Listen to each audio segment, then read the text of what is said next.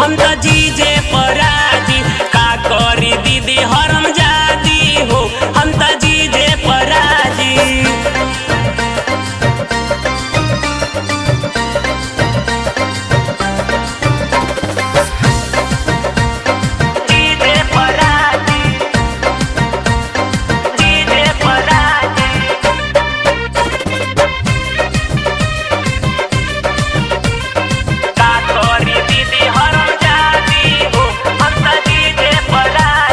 मनवा के सरधा हमर पुरवले जवने नु कहनी तवने उ कइले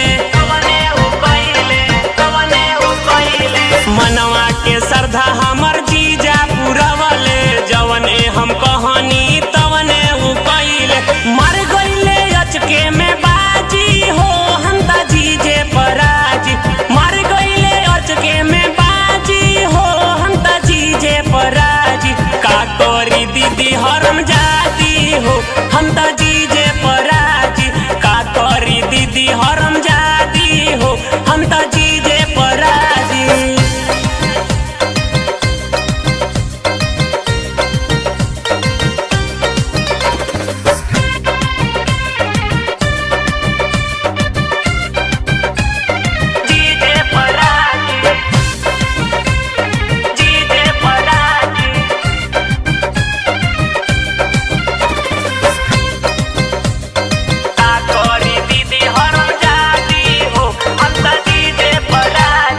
अचके में धई के कोरा में कसले जीजा मनोज लाली होठवा के चुसले